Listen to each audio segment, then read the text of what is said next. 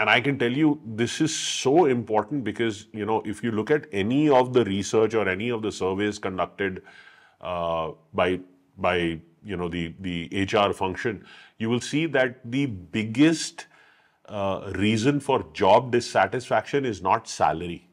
The biggest reason for job dissatisfaction is the lack of great relationships with your boss and your colleagues. If there is something that we value more than money, it is the quality of the relationships. And I've said this before where, we do a lot for money, we do more for a good leader, but we do most for a belief. And where you have leadership that knows how to marry you to, the right belief systems, there the performance is going to be exceptional. Your career is like a living, breathing organism, and building great careers requires nurturing them with strategic guidance. Hi, my name is Sawan Kapoor, and I'm India's leading career coach, also known as the Career Guy. Welcome to the Career Headquarters.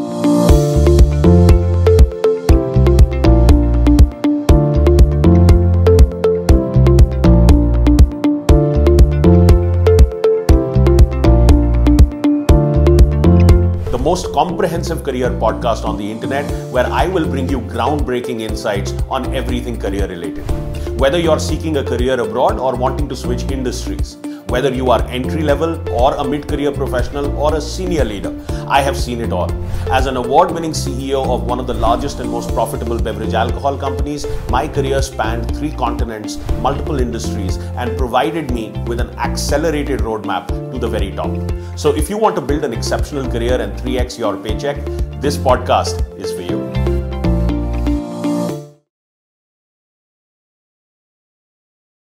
Welcome to today's episode of Career Headquarters, the most comprehensive career podcast. Hi Sawan, how are you? I'm well, how are you? I'm good as well. Are you excited for today? Yes, what are we talking about? So this is a slightly different and a very interesting episode. We are going to talk about the top 5 mistakes that you made in your career. Only 5, huh? Top 5 for now. All right. And what you learned from them. All right. Okay. Okay, so you can get started. Tell me the first mistake.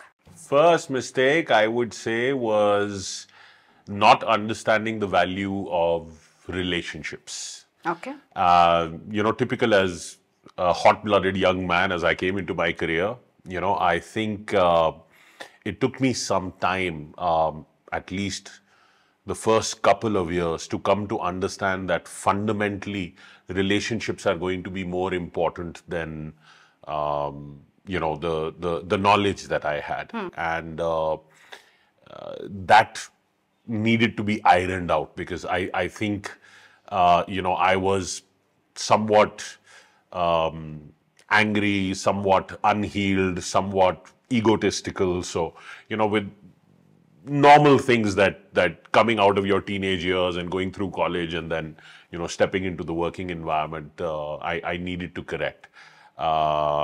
So I would say that was the first mistake. Okay, and why did you make that mistake? Well, I think looking back, I remember a time where I was very deeply bullied in high school.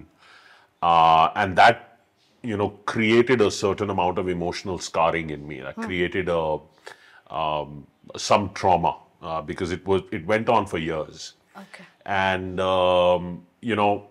not having the tools at the time to be able to internalize what was going on, I think it had made me a little angry, and it had made me a little wanting to be right more than wanting to be kind.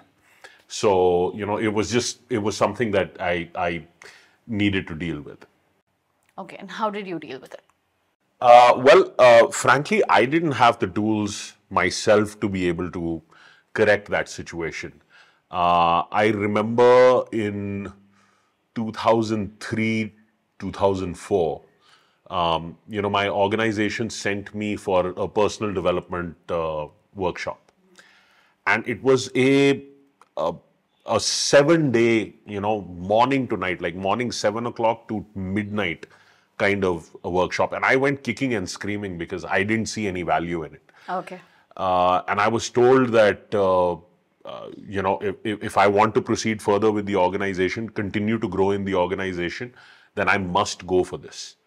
And again, like I said, I went kicking and screaming because I had no prior experience of personal development. And, this was very intensive, 7 days, residential style, retreat style, workshop. The good thing was it was only for the 50 highest potential managers in the company. So it was an honor to be selected, but again, I didn't see the value in it, so I was very resistant. But when it was stated to me this way, that there is no way to move forward with the company unless you go through this experience, then I said, okay, I'll go and I'll do this. And it was the experiences that I had there. I'm so grateful I was pushed into that session, because that session really rebooted my mind. I felt for 20 some years, my computer has been going on and it hasn't been defragged. It hasn't had an opportunity to reboot itself. And the experiences that I had in that room, in coming to understand what creates a good and happy life, where work fits in with your life, and generally the power of the experiences that people were sharing. See, first of all, you need to have a room where psychologically everybody feels very safe to be able to open up and talk about things.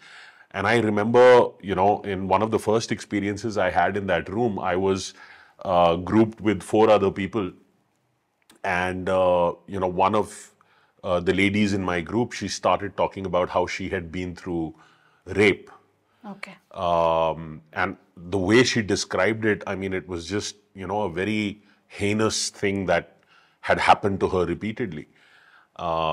And I remember another gentleman in my group was talking about how he was an orphan and how he's been a drug addict, and, he didn't have the tools to be able to deal with the onslaught of life from a very young age. So, it was just his normal to experience, guns and bullets and things, crime and things like that going on. And after listening to such things, it was really like an awakening, because these people were sitting right next to me. And looking at them, they looked perfectly happy and healthy and normal. And, you really don't know what journey someone has walked. True. And when I heard these stories, it made me wonder that if these people, having gone through experiences of such, such intensity, can find it in themselves to live a life of love and warmth and, service and helping others, then what the heck is my problem? So, it was a very powerful mind shift that occurred because of the experiences that I had in that program. And it allowed me to reinterpret my own story with bullying. And this took, I wish I had gone there earlier, because, I wasted so many years in trying to internalize what came from that. And the way I, was able to reinterpret that story was that because of the bullying that I went through, I went on a spree to acquire tremendous knowledge, read and learn, because I did not want to be wrong in any of the instances where I had an opportunity to speak and contribute. And over the years, I landed up reading thousands of books and really making a very significant dent into the amount of knowledge that I possessed. So, because of that knowledge, my ability to, talk about varied subject matters, my ability to network, my ability to learn about concepts within business like strategy and execution and team management and, time dynamics, professional trust, all of that really went to the next level. And this was directly responsible for my accelerated climb in my own career. So, I don't know whether, I should curse the people who bullied me or should I thank them. I've come to the understanding that I should thank them, because at that point I was unable to see the larger picture. And today, I'm healed because I can bring it up and it causes no emotional distress or pain or anything of the sort. It's just a memory. It's a memory, and I understand the reason why it happened. So, what I learned from this is that when you engage meaningfully with personal developments, your critics won't last. You will. That's the beauty of this work. So I'm very grateful that I had an opportunity, or God steered me in the direction of being able to engage with this subject matter. That was some beautiful learning. Yeah. Okay, so what was the second mistake? Second mistake. I think it's somewhat related. I would say valuing hard skills over learning how to manage people. Now, I say it's somewhat related because I think learning how to manage people has a lot to do with learning how to build relationships. But here I specifically mean it in the professional context of, learning how to get great work out of somebody who's reporting to you. See, I've always been somewhat of an analytical mind, and the value of learning and how to manage others is something that comes from soft skills, not hard knowledge, not hard skills. And this is not something that is taught in the formal system of education. In fact, the formal system of education leaves soft skill development to the experiences you have within school or college. Yes. And they're not the same for everyone, and they don't touch on the principles of, how to create happiness or how to build success based in one's purpose in life. So it's just left to chance. And that's where I think the formal system of education needs a massive redesign. Most people learn soft skills through, life experience, the maturity and the wisdom that comes through having dealt with challenges and difficulties and different types of situations in their life. But again, it's not happening at the same time. It's not happening for everyone. Yes. So, it leaves a lot to be desired, because your subject matter expertise, your hard skills will only come to life through how you relate with the world around you. The interpersonal relationships that you develop, that will bring your hard skills to life as well. So that is needed from the very beginning of your career. I'm not trying to take away from the value of hard skills. You need hard skills to be able to open doors in different industries and functions for you. And you also need to continue to upskill yourself in many industries where, knowledge and how to do things is moving at a very fast pace. Like technology is one. Medicine is another field where, doctors continually, their education doesn't stop. They need to continually upskill themselves with new treatments and techniques and, drugs and all of the different things that they deal with in their profession. So it's the ability to get great work out of other people that, I really needed to pay more attention to, and pay more attention to it sooner in my career. Because this is a rite of passage to anyone who wants to go on to secure a senior leadership position. I think these two factors are going to be very, very critical. One is understanding how to inspire teams to get exceptional output. You have to show them that attention to detail is the secret to winning at anything in life. And I've always followed this formula. It's called focus, finish, celebrate. Yes. Right? So it's very simple, but it takes care of that detailed layer of getting involved. Because they need to understand how what they are working on is truly a mission, how it is something bigger than, each individual part. And in addition to that, how it relates with their identity, who they are becoming in the process of taking this mission forward. And lastly, how it enables their life goals. Because, people will relate with anything for who they are, not for, what that thing is. So these were some, this was a very important awakening that happened with me to understand that, inspiring people means connecting with their emotions and connecting with what they want to achieve in their lives.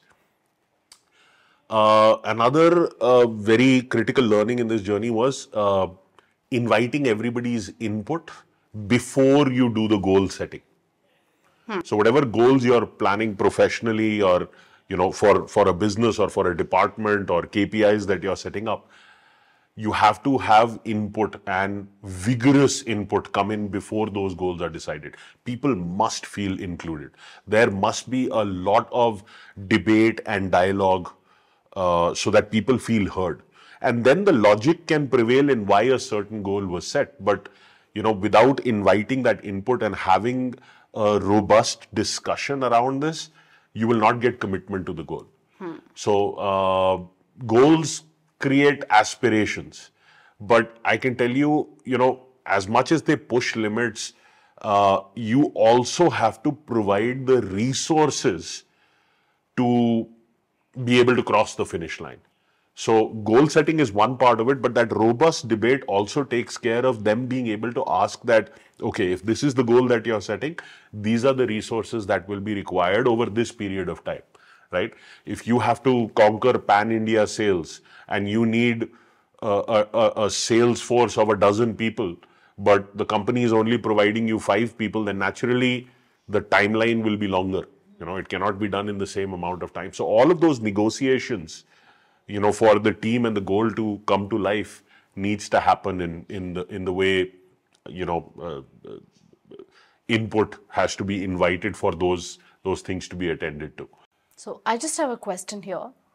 Not everyone in the team will have the same level of aspiration and the same level of risk appetite when it comes to setting goals. So how do you work with different levels of aspiration?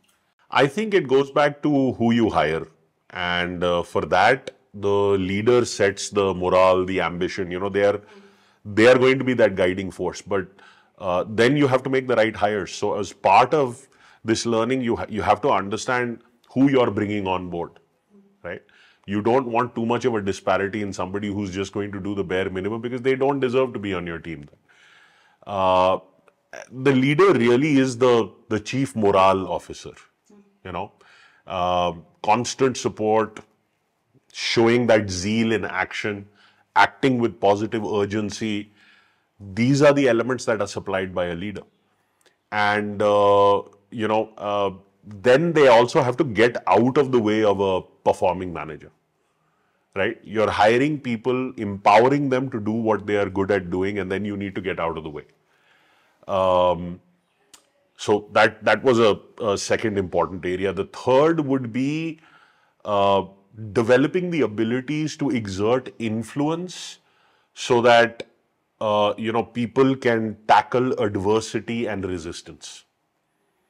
Because obstacles and challenges will come up in anything worthy that you're going to pursue. And leaders are going to talk about that 5-10% that is not right with the situation. They're not going to talk about the 90% that may be already right with the situation. So that context needs to be set up, because otherwise people can feel, that the criticism that they are receiving or the feedback that they are receiving, it's not constructive. So as a team, that dynamic needs to take hold where, everybody understands that we're talking about this because there is an opportunity for improvement in this area.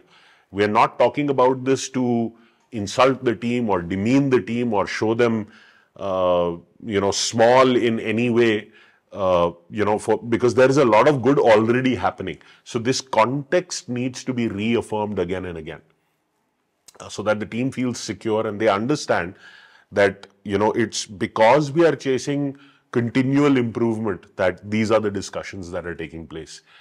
Building a committed and a collaborative team requires for the team members to have deep bonds.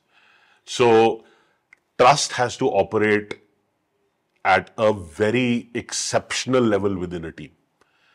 And, I've talked about the business definition of trust in, some of our other podcasts as well.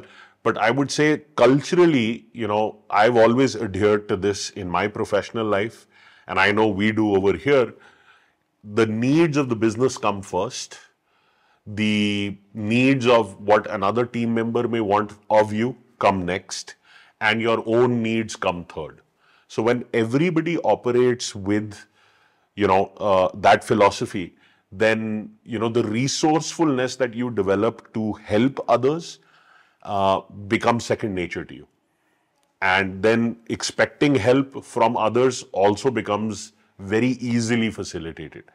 So, I would say this was another area where, being able to create those bonds within those team members came from a context which the leader has to follow. Another area I will talk about is taking an analytical approach to decision making. See, at the end of the day, the market and the customers are number one. And getting feedback before you take strategic decisions from the market, from customers, is going to be very, very critical. Wherever you stop feedback, leadership ceases to exist. So feedback is going to be the number one tool for any leader to be able to improve the standard, the morale, the performance, whatever metric you look at. But it also requires a culture where you are looking at the numbers and deciding priorities based on what the numbers are telling you. May it be short term or long term. I think it took me some time to understand how to make empathy and emotional intelligence my secret weapons.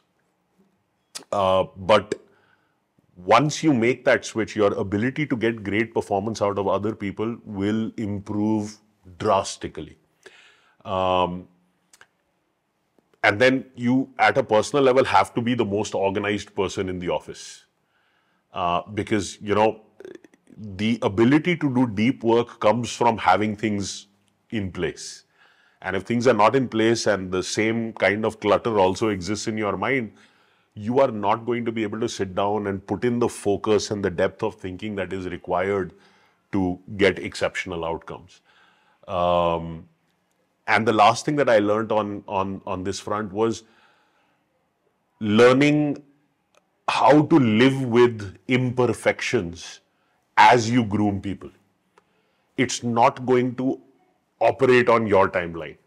Their learning is not going to occur on the timeline you want it to occur on.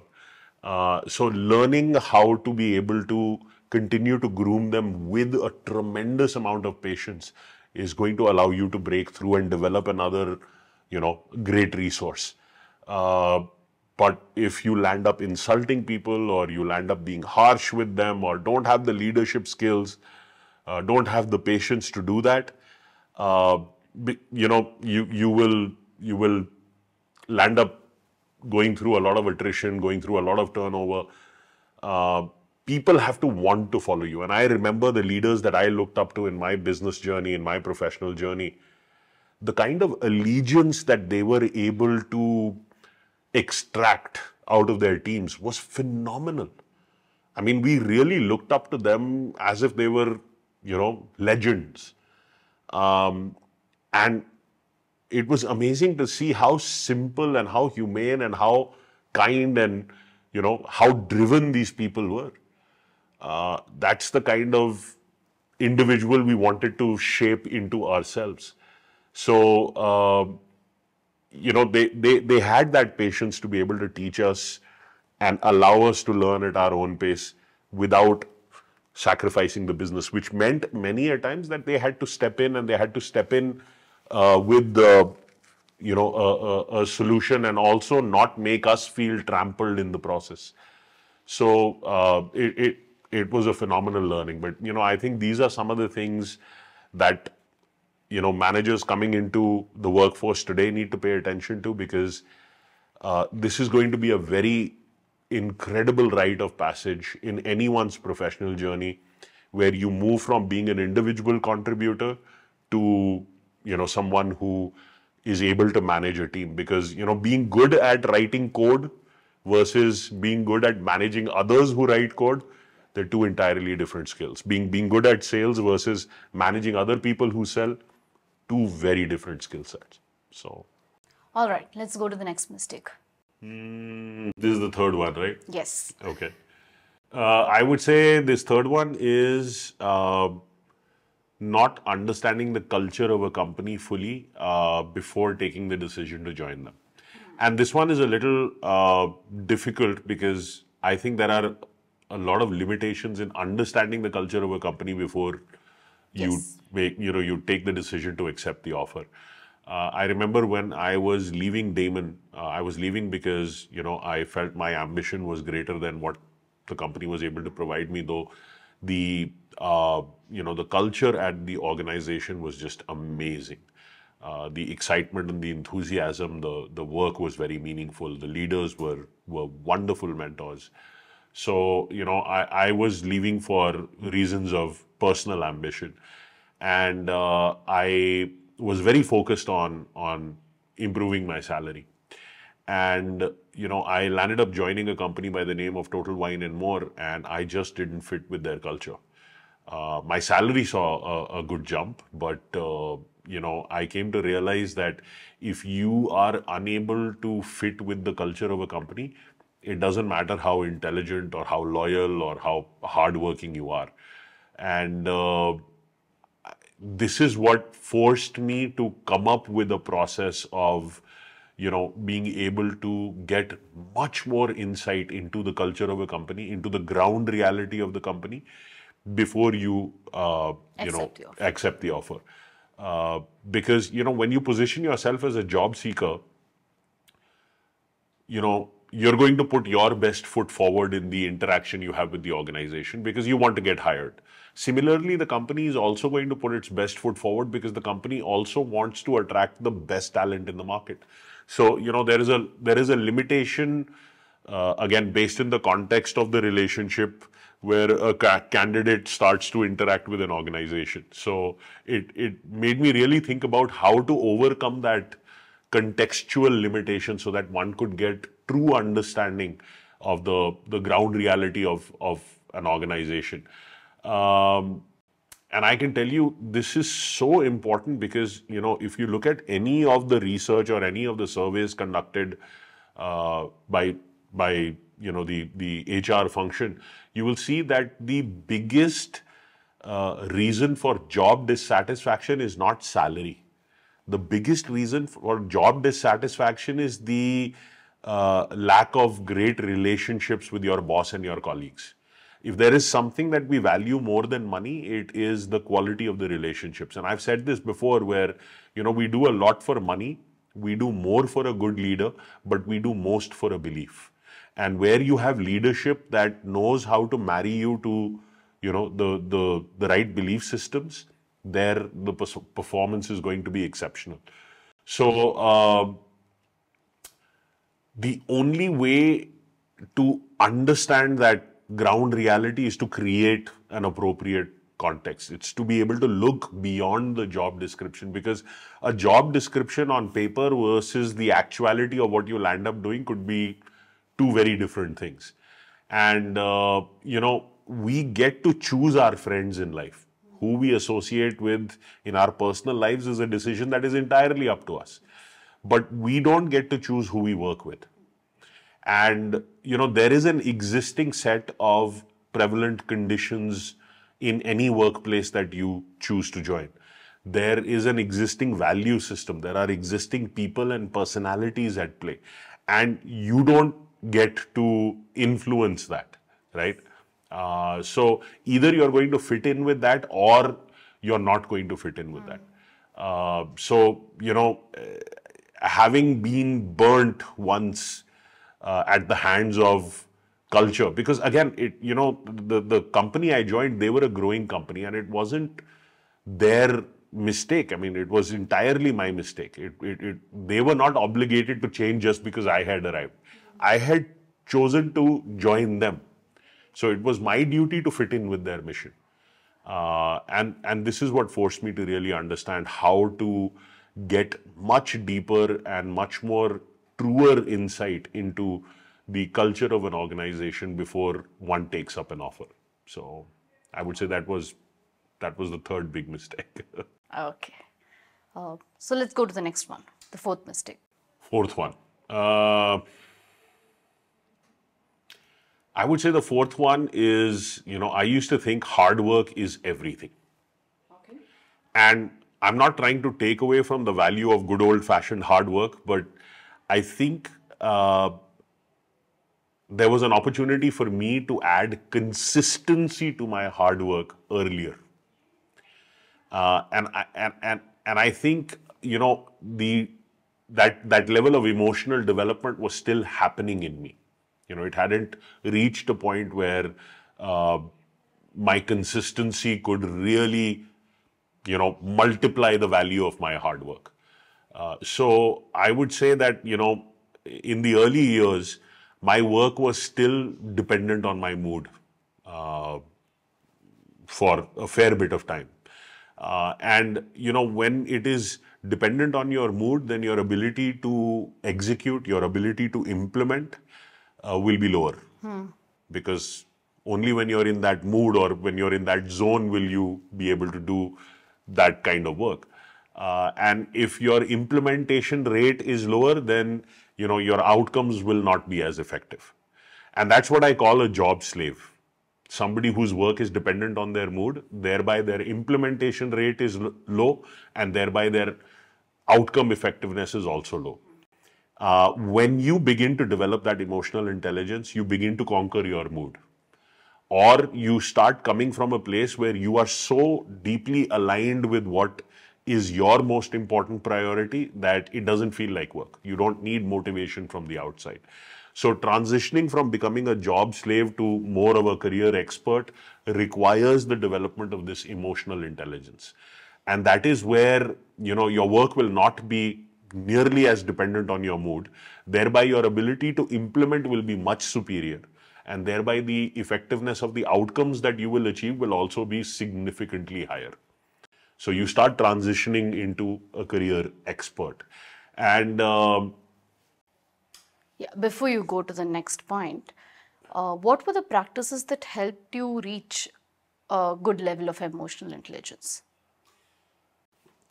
What were the practices? I think engaging with personal development, reading the personal development books, going to a seminar or two, as I was talking about earlier, I was pushed into, this area. Very quickly in my journey, I came to realize when I engage with personal development that I don't have all the answers. And there is so much amazing knowledge. There is a wealth of knowledge available that I can really imbibe to create a much happier and a much more abundant life in a much shorter period of time. So that insight was invaluable, knowing that I don't have all the answers and it's okay to look. It's okay to ask the questions. So I would say that would be the primary driver of my ability to create, an accelerated rise in my career. I also came to understand through this that, there is work that I like to do and there is work that I don't like to do. And what I learned there was that it's all part of my responsibilities. So I call this being able to pay the price for your success. Because I came to understand that I also have to master the work that I don't like to do in order to continue to do the work that I really like to do. See, it's like if you want to live in a big house, then you have to be able to afford a bigger electricity bill. There will be more floors and more bathrooms to clean, right? So if you're not willing to pay the price for your success, then don't have that ambition, don't have that desire, right? So this was another very important learning in that journey where I said that, if this is what I desire to do, and I desire to do this and I desire to achieve this because this is primarily aligned with what I consider happy and successful, then there are going to be certain elements of it that I may not enjoy as much, but I cannot ignore them. And that's, like I said, was, being able to pay the price for being able to, associate with that discipline or activity or field. So, small beginnings, incremental improvement, this has the power to win any fight. It can move mountains. And all of those uncertainties will show up on that journey. Yes. And as you continue to strengthen that emotional intelligence, you will be much better equipped to deal, with the doubt and the fear and the hesitation, the feeling overwhelmed, the opinions of people around you, the challenges, the unforeseen situations that get thrown. So it's all related, it's all connected. And success, like failure, will compound. Right? So when you are consistent, when you add consistency to your hard work, then, there is a compounding effect that will happen, which is amazing, because when you go through that, that is acceleration that you never thought would be possible for you.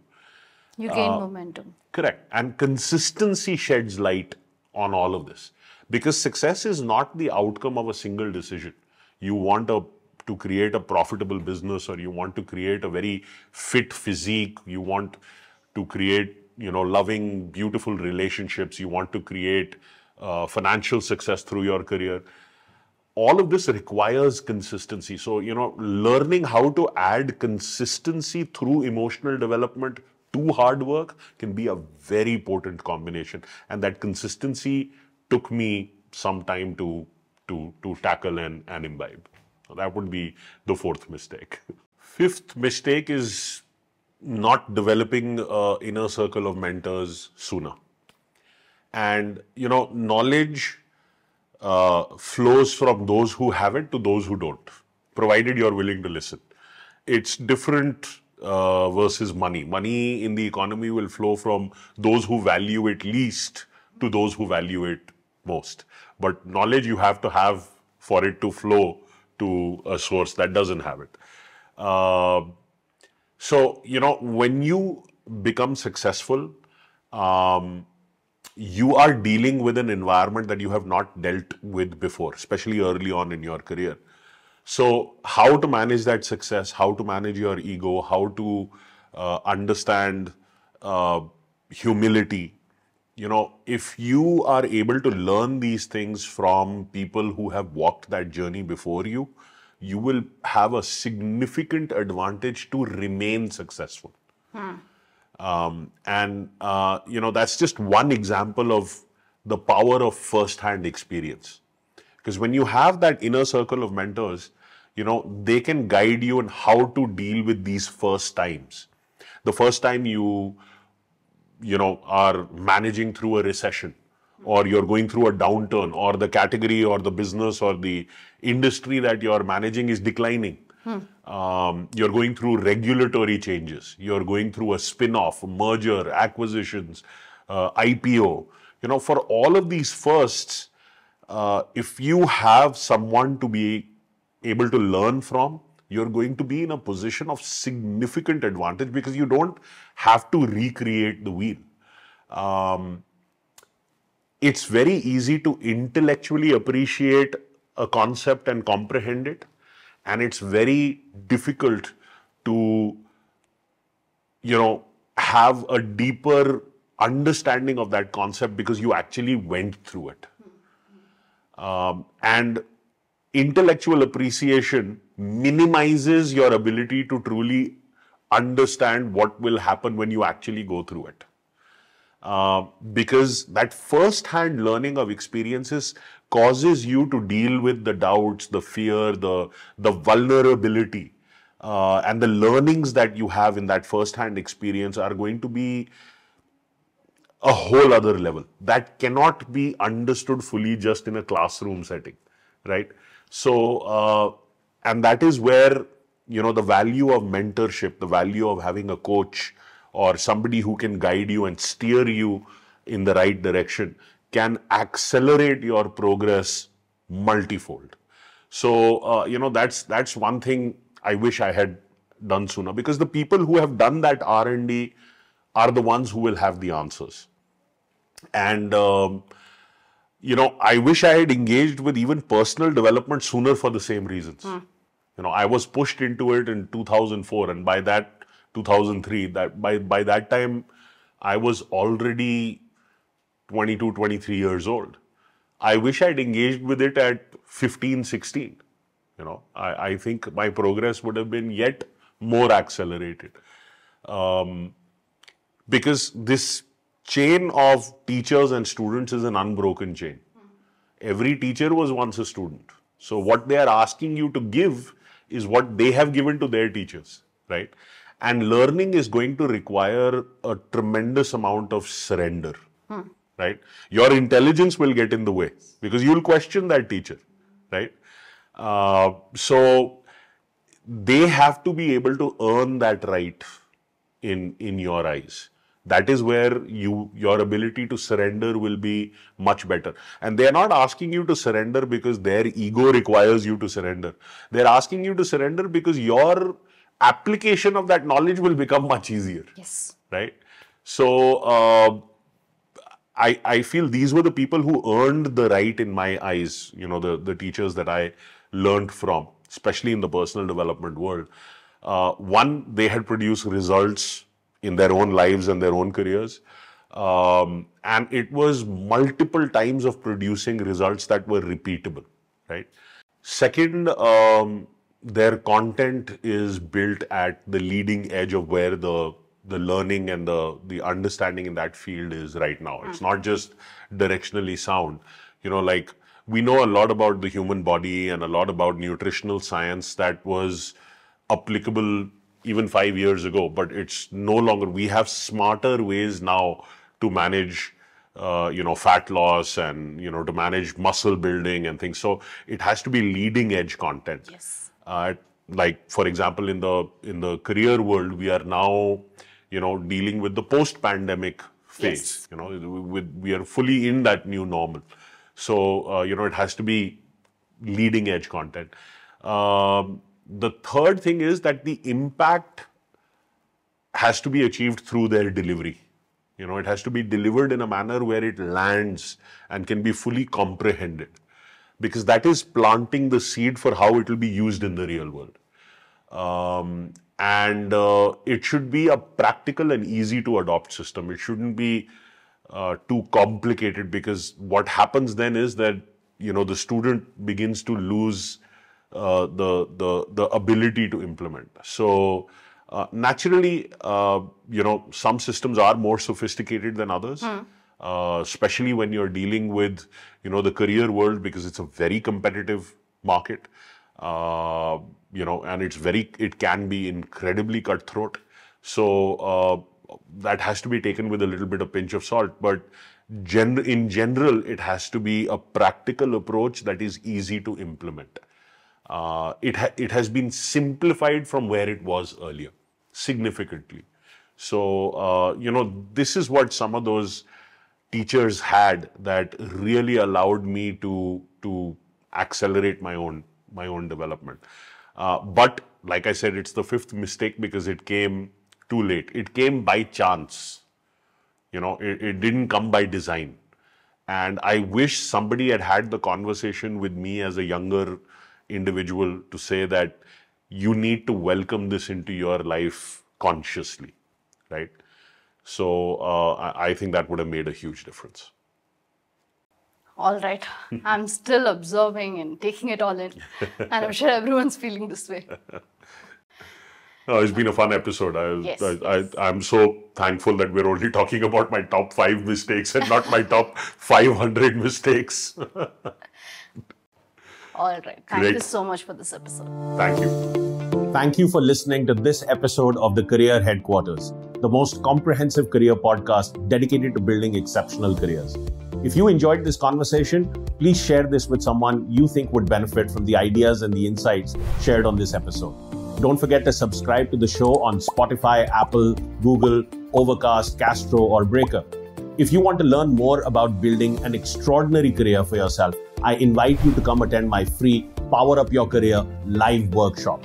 In this workshop, I will teach you the step-by-step process of landing your dream job in less than 90 days. The link to register is in the description below, and I will see you live at the workshop.